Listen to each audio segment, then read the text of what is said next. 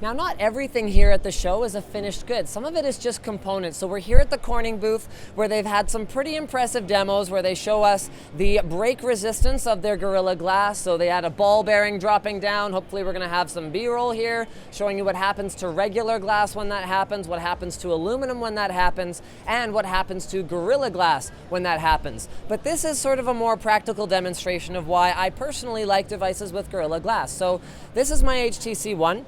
It's very important to me that it's difficult to scratch the screen because there's a number of things that I do with this that are going to make it so that if I was using inferior glass, it'd be very easy to scratch it. Number one is almost the first thing I do every time I take my phone out of my pocket is I go like this.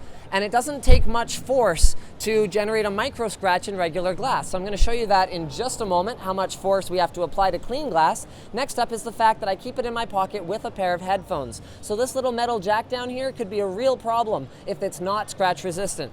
So they did a demo here for me, and I'm going to try and replicate it as best I can, where they have a scale that just has regular glass on it. You put some ugly fingerprints on it and try to clean it.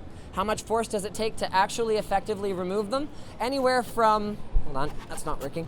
Anywhere from around 1,500 grams to 2 kilograms. So to put that in context, come on over here where they have the piece of Gorilla Glass that they've been using all day as far as I can tell, and there's a tiny little micro scratch in that corner that you're not going to be able to pick up on camera. This piece of their for comparison demo glass has a very significant scratch. They used 300 grams of force on both of these in order to generate those scratches. So there's not only the scratch resistance, but there's also break resistance. So particularly with touchscreen notebooks such as, check this out, this is how I carry my touchscreen notebook around, just to put that in perspective.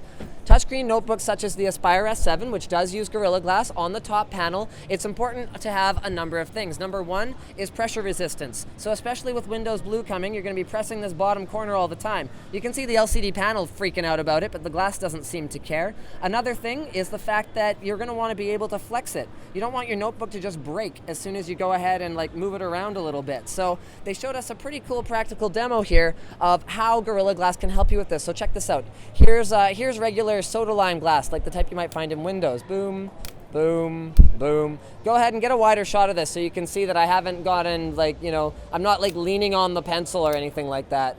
This is how much force is required to break it. Okay, so let's go ahead and try that with this one, especially there's that start menu. Bye-bye start menu, die. Okay, so let's go ahead and try that with the Gorilla Glass here. Okay. I'm legitimately trying to break it because I actually don't own any stock in Corning. I don't really care if their glass succeeds in the test. Look at that, I broke the pencil. Okay, so there's that.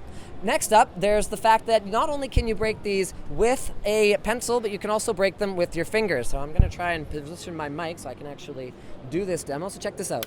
Boom, boom, just like that. Ah, it's broken, oh my goodness. Okay, so let's go ahead and try that with Gorilla Glass. Okay, so that's not going to work either. Next up is the flex test. So when I take this, and you saw what I did to my notebook just like 2 seconds ago. Yeah, that I'm not actually pressing that hard. So there, that'll give you some idea of what kind of a bend radius we're getting with the regular glass that is now completely broken. Now I'm going to use the same piece of Gorilla Glass, and I'm going to do something similar, and we are going to have a bit of a problem here because it's not actually going to break. The last demo that they finished off with is just taking it, slamming it down on the floor where it flipped around a couple times and stomped around. Okay. Now, I don't weigh a ton, but either way, if you have someone who does weigh a little bit more than me stomping all over your notebook, maybe we should do a notebook stomp. What do you think? Guys, should I stomp on the No, I'm just kidding.